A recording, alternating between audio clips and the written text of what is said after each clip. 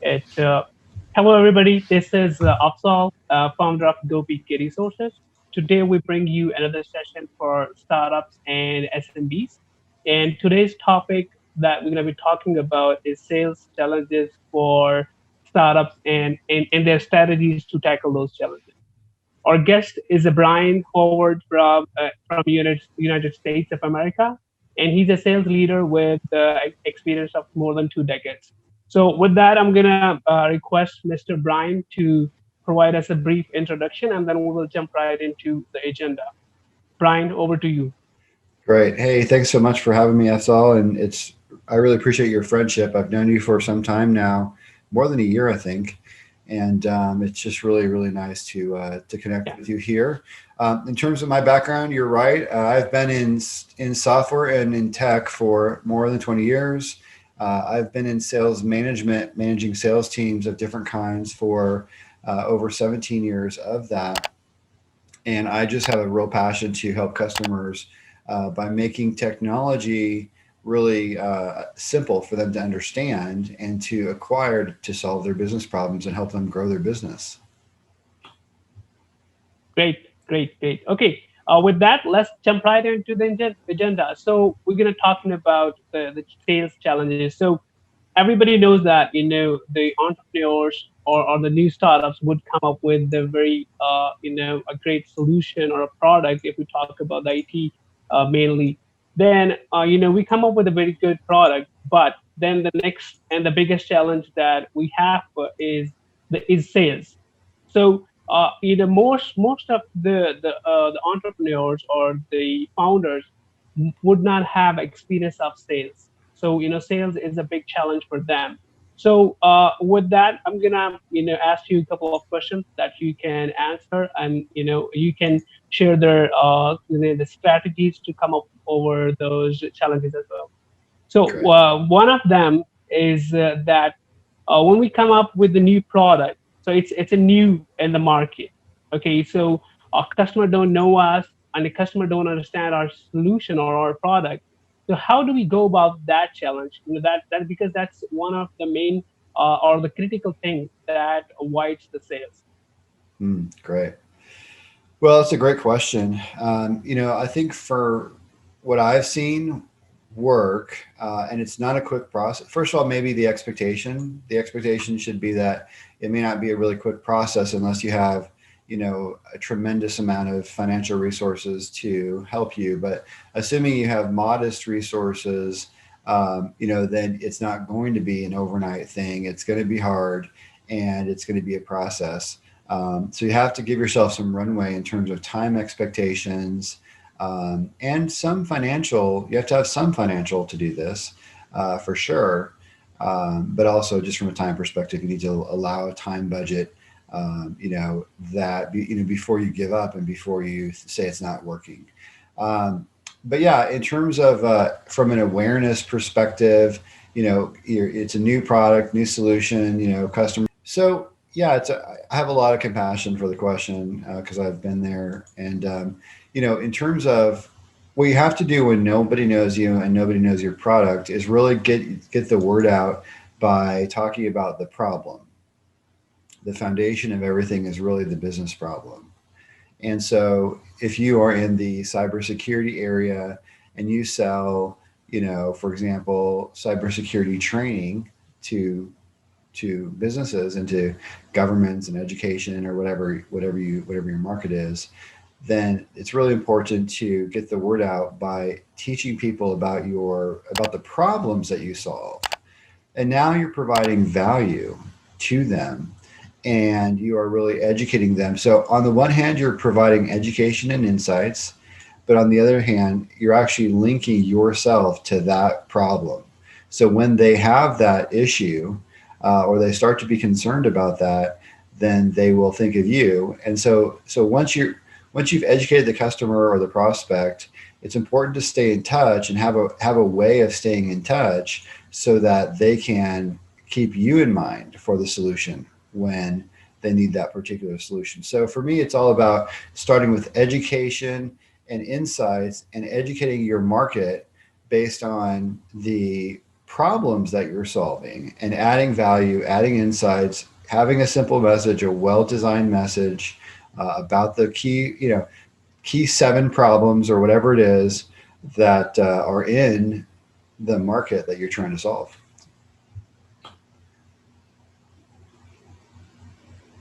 Right. Yep. And you're right that we should be talking about the problem that we're solving. Mostly we have seen that we talk about our products and our features. We don't talk about that what's in it for them. What kind of benefits that our customer would be getting. Mm. Yep. Yeah. When you go to the doctor and they start to, ask you questions and they start to, give you insights into the symptoms that you're having, the doctor is not prescribing right away. The doctor is starting with, uncovering what your pain is and what the challenge is. And so when you start with the pain and start with questions and start with diagnosis, um, you know, with your customer, with your prospect, what happens is you are associated with somebody who understands the problem and who they suspect has an answer, Yes. instead of being pushy. So that's kind of from a very high level perspective. I have another whole set of thoughts though about the actual activity to get you. So yeah, I want to dig into, I was just saying that when you go to a doctor, the doctor doesn't prescribe surgery right away. So you in the marketplace, you shouldn't prescribe a solution right away either. The first thing the customer hears from you should not be, we offer this service or we offer this software. That's not good, and that won't give you credibility and it won't give you attention. What you should do is educate people in a certain way, which is articulating the problem, and then give examples of people that have solved that problem. And so if you're an early customer, if you're an early company and you don't have any examples yet, then you can always look for online case studies. All you have to do is search, and you're going to find anything that you need in this area. But you can go Google and find a story about somebody who solved the problem that you're solving. Another thing you can do is, when I was selling cybersecurity a few years ago, I actually did a study for the Dallas area, Dallas, Texas, USA area. And I found all these people who had been hacked in this area, in my area. And I created a educational deck, a educational PowerPoint that brought in, key pain points of the industry. And I brought in all these big companies who had been hacked in the United States, but also with a particular focus on the Dallas area. And so now I'm educating the customers. And I had 140 people sign up to my event. I had 100 people show up, and I had 18 meetings out of that. 18 meetings, 18 sales meetings from that. And all I did was create an educational deck that talked a lot about the problems and gave ideas and insights how to solve those problems. And I gave examples of people who had been through those problems as well. So that's just what, your content is going to be definitely a key part of what you want to do. So I think at a high level, so I've given you guys a philosophy of, number one, sell the problem, don't sell your solution. That kind of leads really nicely into number two, when you're trying to sell a new product in a new company, and that is to develop quite a bit of content. You're gonna have to do your research and do quite a bit of content and make sure that it's good. You're talking about, you're able to explain, at least 7 business problems or 7 technical problems, and why those problems matter, and have content about that. Have a version of that is just 1 sentence. Have a version of it that is a short 2 sentences, 3 sentences. Have a paragraph version that talks in more detail about that, and have that content. You can use Word or Google Docs or whatever to keep a little content library of all of your descriptions of those problems. And now you can use that in email. You can use that in Facebook ads and all kinds of things, but you have to have the content first. So I think that's a really important thing. I have more to say, but I'm going to kick it back to you for questions or thoughts. Yeah, sure. Yeah. That's right. The key is to sell the problem, not the solution or the services that you provide. Yeah. Okay. The next question is an extension of the same question. Uh, of course, when you are launching your product, it's not like you are one of the service provider out there. There would be many, and some of them would be a major players in the market. So in that scenario, when you have that kind of competition, and how do you go and find the early adopters? How should we find those early adopters when we don't have anybody to recommend us? Yeah. Well, the early adopters are found through strong activity, and there's really two major kinds of activity. There is sales effort, which is calls, emails, maybe letters. Some people do letters because it's kind of unusual now. Um, but yeah, calls and emails for sure. Reaching out to people that are in your target market from, LinkedIn, or LinkedIn is probably the most obvious source of contacts. If you use LinkedIn and you go and use like hunter.io, you can actually get 50 free email lookups per month with them. You can also use a tool called Seamless.ai, and it's not free, but with Seamless and LinkedIn, you can actually get full contact info for people, and so you can reach out to them with their information. So I think it's really important to have a database strategy. We should talk about that here shortly, as well as far as getting the data. Do you mind if I dig into Yeah. that a little bit? Kind of dig into that? I think we can take to talk about that a little later, or Okay. maybe we can talk Okay. about that. One of the questions that we're going to be Sure. addressing today is the no lead generation strategies or poor lead generation Okay. strategies. Okay. Good. Maybe Yeah. we can couple these two questions together, and then you Yeah. can address. Good. Yep. Yeah, Perfect. so let's do that. Let's address both of them together, Okay. so we can Yeah. talk about the lead generation strategy as well. Great. So, first of all, if you're gonna really need LinkedIn Sales Navigator. So that's their Hmm. top version. And then you need to make sure that you're organized in terms of your database. You want to basically find out who are the people that you want to go after. And so let's say you want to go after accounting firms, law firms. Let's say you have three or four verticals you want to go after. So with LinkedIn Sales Navigator, you can build a list of those verticals and of those people that are in your market that you want to go after. And then you can find the people within those companies, and you can tag those people in LinkedIn Sales Navigator. And now you've got them as a way to reach out on LinkedIn and follow up with them. So that's one step. And then also with Seamless, you can actually download the LinkedIn contacts and put them into your database for outreach. Um, I really recommend a CRM called HubSpot. If you don't have a CRM yet, there's a free version of that. And so Seamless will connect to HubSpot automatically.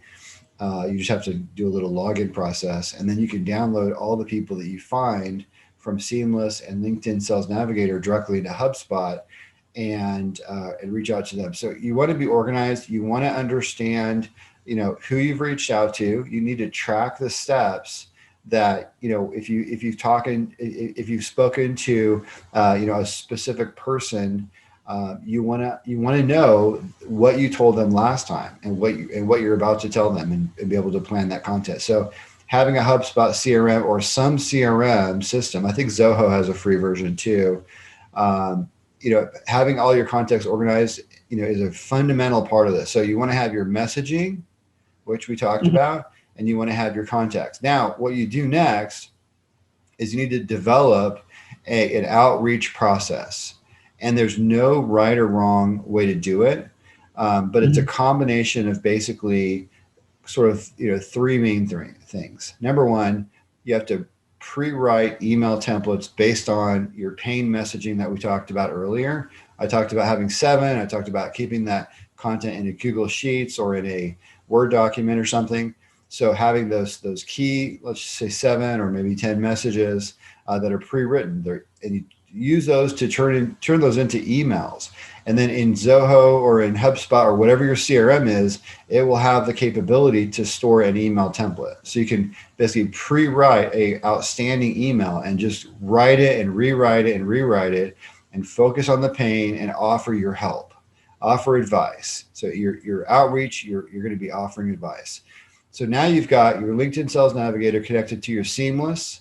You've got your Seamless connected to Zoho or to HubSpot, and you've got all your contacts loaded. Now you've got your email templates loaded, and you've got messaging ready to go in your CRM system. So you're ready to do outreach. So what you do next is you plan an outbound activity sequence. And this is the key part of sales, is an organized outbound sequence of reaching out to your prospects and getting to know them and educating them on the pain, letting them hear your voice through voicemails, because don't skip the voicemail. It's a good relationship step. You know, keep their guard down, be friendly, offer help, don't push, don't try to sell them anything. Just try to offer help. And then you're going to leave them some bullet points about the issues that you solve on voicemail. And when you send the emails, it will be a great way to educate them as well. Now, listen, that's the outbound sales part of it. The second part of it is you need events like Afzaal is doing right now, which is having a YouTube, a podcast. Those kinds of things are great. You can send those to your target list so that people can get educated and you'll have credibility about the particular issues that you're claiming to solve by having a business. Also a webinar, and one of the great things about your outbound sales sequence is you can be inviting people to a webinar where you're recording high quality content. And so that's a nice little mini strategy that any business can do for not very much money and can reach your target audience over time. But you have to have patience for that, because it won't blow up, the first time. It could take, quite a little bit of time. Yeah. Okay, yeah. So, a very great point over there. Just to recap, one of the strategies is that to, keep reaching out to your prospects and to build, yeah, and build a relationship with them. And then, one of the things that I remember, I, follow Josh Brown. He's a sales leader as well. He he talks about this strategy of, like you mentioned, is depositing instead of withdrawing. So keep depositing, and then, when you are providing solution to your prospect, then if he needs help, he will definitely reach out to you. Hmm. And our next question was about, I think you almost covered about that, so I would just like to recap that the one of the challenge that the leader or the startup's founder would have is about the sales processes and the tools. So I think you just walked us through that, and then the tools that you mentioned, the sales navigator, and then seamless tool for getting the information of the prospects, and then using a CRM, and then email tool. That these are the critical tools that you definitely need, so you can keep in touch with everybody, and you also know that who you have reached out to, and what did you, like you mentioned, what did you say to them last time. So if you don't know that, then of course you won't have that credibility in front of your prospects. Love it. Perfect. Okay, and one more challenge that we see is long sales cycle. Especially we talk about IT industry. So we are looking at the rough estimates of 90 days to 1 year of less life cycle of the sales. So that's one of the challenges as well. I remember that a few months ago I read one of your posts where you mentioned that that was one of the challenges that you were facing as well. So one of the tweaks you made to the process was that you reduce the time period of the proof of concept or the trial period. You brought it down to 2 weeks instead of 1 month, and that provided a great results for you and your team. So let's talk about that. How could we handle this long sales cycle challenge? Great. Yeah, I think, if you, first of all, if you don't have a sales process written down, if you don't know what your sales process looks like, it would be really helpful to sit and think about the opportunities that you have worked on and think about the different steps that happened. Because if you don't have a sales process that is defined, um, what'll happen is it's going to be kind of, you're going to kind of make it up, and it's going to be whatever the customer tells you. But if you have a written sales process, then you can be very suggestive about what the next step should be with the customer, and you'll have um, an overall plan. And so what happens is this: if I have a written sales process, I can improve it. If I don't have a written sales process, I can't improve it. And so it's important to go through, what do you think a sales process should look like, and kind of pull customers back into your process. It doesn't mean that you won't do something that's not written down in your process, but what it does mean is that if you deviate from it, you have a place to come back to.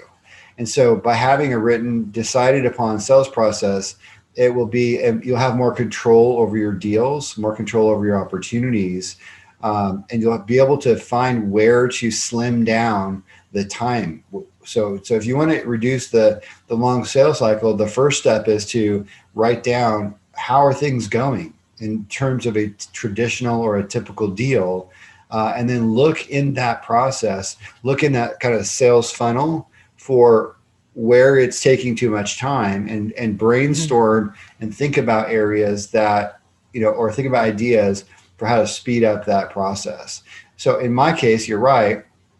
I noticed that we were doing a technical proof of concept and letting the customer try our software for a month, when I was at Dynatrace, and I asked the sales team why we were doing that, and they didn't have a good answer. So we experimented with 2 weeks, and 2 weeks worked just fine. And so we saved 2 weeks out of every deal, and we're able to compress that. So I think asking your sales team or asking yourself questions about, why am I doing it this way, and what can I eliminate, I think that will really help. And the thing is, if you can give the customer a high quality experience during the deal, during the time that you work together on an opportunity, they don't care that it's long. They don't need it to be long. So if you can find areas that you can trim out and make shorter and quicker, that'll be a big help. Number one. Number two, having a written plan in the first place allows you to look at it, on paper, and really trim out the areas that are taking too much time. Um, and then number three, if a customer does pull you out of your plan, then let them do that, but then just pull them back to your plan once you have taken the detour, because every customer is going to have their own nuances and their own special requirements. So that's okay. We have to allow for some of that, but then we pull them back into our process. But if a person who doesn't have a written process is going to be the victim of many, many, many deviations, and less control and less ability to troubleshoot their process. Mhm. Mhm. Okay. Yeah, sure. Thank you. Thank you for that. Okay. So the next question is regarding the product. So, of course, you're coming up with a new product, and as we know that it's never ending stuff. So, you would always be refining your product. You would always be upgrading your product. So, and that is a challenge as well. If you're reaching out to some prospects, and they might have tested you in the past, but you're trying to reach out to them again, and they will say, why should we reach out, try your product again? So, but and then we need to focus on that. We have made some upgrades. That reminds me that we were working. I was working for a US based company, and that was there were some challenges with respect to this one as well, because we were changing, or we were coming up with a new product, and the customers who were given the trial or the demo for the older products, and when we they were okay with that. When we gave them the different product, then they had already feedback which was not good, because of that changes. We wanted to launch new products, but they have tested the older one, which we were planning on retiring. So in all those scenarios where we are refining our product or upgrading our product, how do we go about that, and tackle this challenge, because this impacts our sales severely. Yeah. Well, I think one of them would be to focus on being honest with the customer. Here's the product that we have right now, and being willing to let the customer, just being transparent. There's something that generates trust and relationship when you're transparent and you're honest with the customer. So I think that's one general philosophy. But also when you're developing a product, I think it can be attractive to get the customer's feedback. And so say, hey, this is what we're doing. Here's where we're going. So if you were talking to I've had some success with inviting customers to talk to product management, or if you're a product management, if you're the person who's really running the product development decisions, then having have a feedback session with the customer is really, really good. So I heard of a startup that does software based on feedback. So what this means is they provide software that allows companies to get feedback from employees. That's all they do. It's a simple software. And they went and sought out some large companies to go talk to and to get advice from. And most of the people, it might have been all the people, but most of the people that they got feedback from actually purchased the product. So when you're going and you're asking for advice, there's something that lowers the guard for people. It's kind of endearing to be able to, it's flattering too to be asked for feedback. So using your early product as a way to get ideas and feedback from possible buyers could actually lead to sales in and of itself, as well as it gives you a little bit of a um, uh, grace if the product is not all the way there yet, because you've literally explained that the product's not all the way there yet. It's in the development stage. Also, people that are willing to have early feedback with you and give you, feedback about the product. It's not a terrible idea to give the product for free to the first, two or three customers if they commit to using it. And if they really are interested in the product, don't give it away to people who are not interested. But especially now for services, I know that can be more expensive, but if it's a product, especially a software product, it can be free, really. And then now you're giving them 2 years free or whatever, and they can be an early partner, and you can mention that you have customers.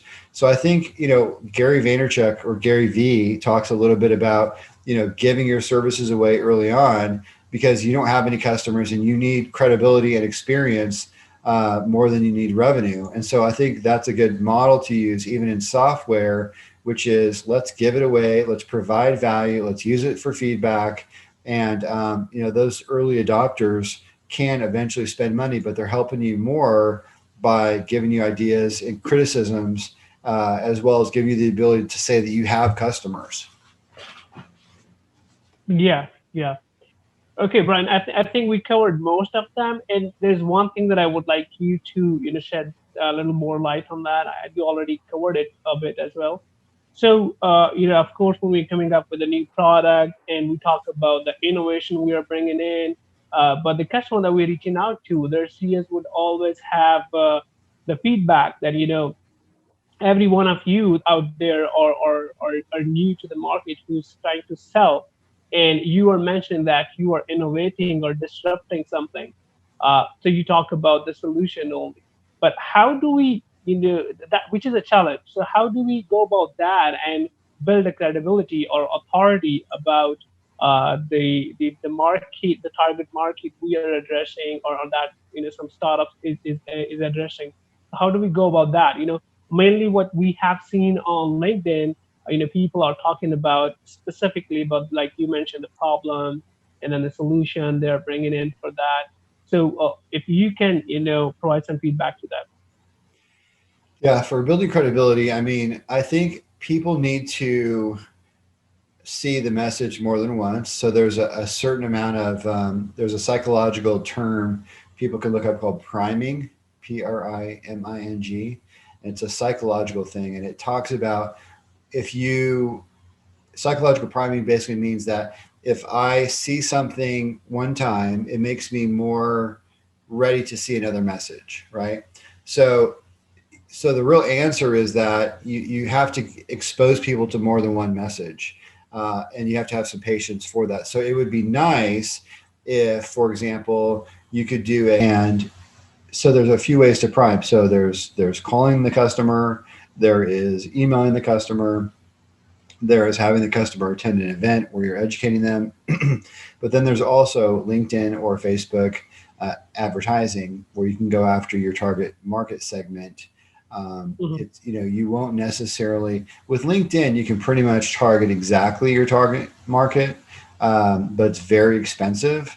With Facebook, you can target much cheaper, and it is a really good solution, but it's not going to be as specific of a market. It won't be the perfect exact, market. And ideally you could do both, and use your same educational messages. So you're going to reach out and you're going to hit people that are in your target database, but also people that maybe are very similar to your target database. I know LinkedIn has a feature that will help you, or sorry, Facebook has a feature that'll help you find a similar audience, which I found out about this from Chris Walker at Refine Labs on his State of Demand Generation podcast, which I also recommend. And so apparently Facebook has this similar market that they can help you find, with its option in their advertising. So the key is multiple ways of, multiple messages, first of all, that kind of build on one another. And then also the key is multiple different approaches and styles for your customer to hear the message from you. And then you have to mix that with time, because it's not necessarily going to be an immediate thing. Sometimes you'll get a lucky one, though. During the process, you will get lucky from time to time because they'll have a problem right then, and that's great and that's good. But usually, it takes a process. I see. I see. Okay. Yeah, I think that was the last question, and I think you were so kind to cover all of them.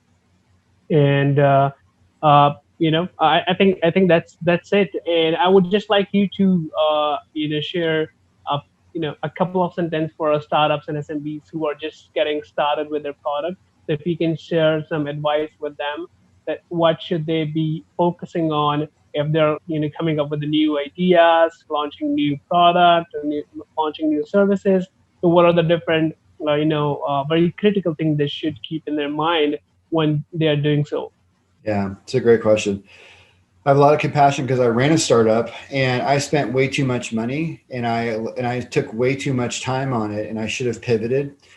So let me just give you a couple of quick thoughts about this. So the first one is that before you go build a huge product with a lot of money and a lot of time invested, it's really a good idea to do your research and find out, are there products in that space already that are doing well, and that you're just going to go disrupt, or are you inventing a category? If you're inventing a category, you better have a lot of money and a lot of time and a lot of patience. If you're not inventing a category, then at least the market is already saying they want that solution or that product. So do a little bit of Mhm. market research, number one. Number two, when you're developing a solution, come up with a minimum viable product. They call it an MVP in the startup world. I didn't do that. I built my product all the way to the end, to the finished product, and I spent $125,000 on it, and it didn't work at all. But I didn't find out that it didn't work until launch day.